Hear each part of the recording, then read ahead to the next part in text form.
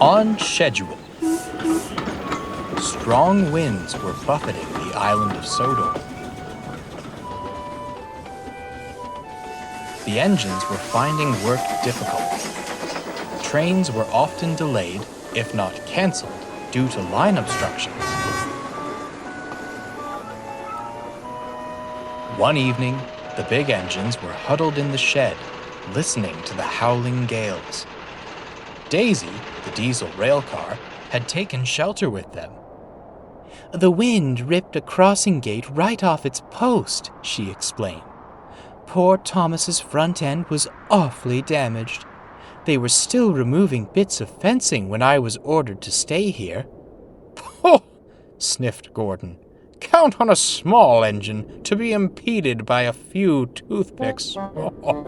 Before Daisy could reply, Henry backed into the shed, grumbling dreadfully. "The kipper's been cancelled," he fumed. "Bother. I was looking forward to a nice evening run."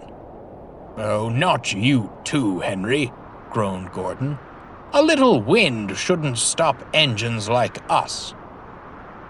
"That controller's orders, Gordon," Henry retorted. "He doesn't think the vans can weather the winds." "Oh, you're just being silly," Gordon yawned. "You watch me tomorrow. I'll be right on schedule, whatever the weather."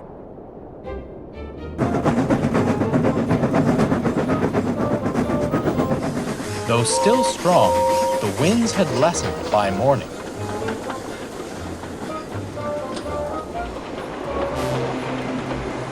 Gordon had just left on his first express run, but was not enjoying himself.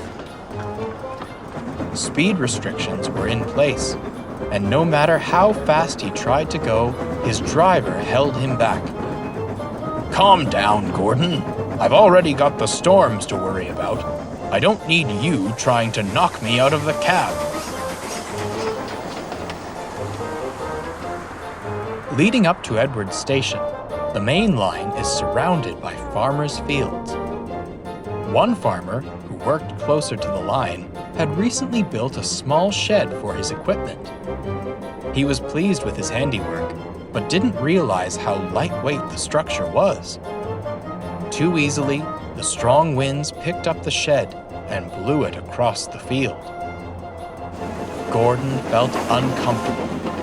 The wind picked up again, and cold rain stung his face as he forged along the line. "I can't see a thing," he groaned. "That makes two of us," grunted the driver. "If we can just make it—" "Good grief! What's that?"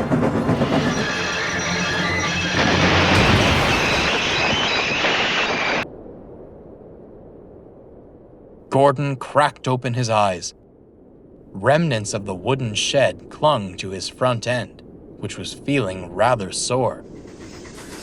When the wind died down, James came to take the express.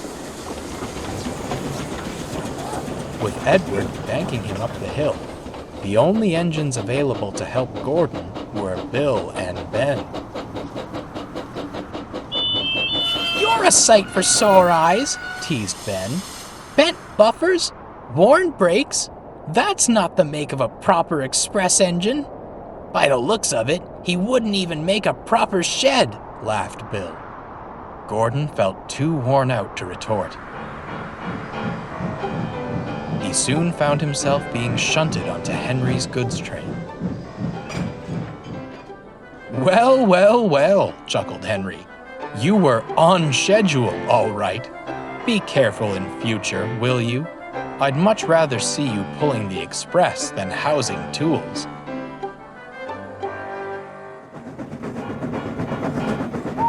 For once, Gordon felt Henry's words were worth heeding.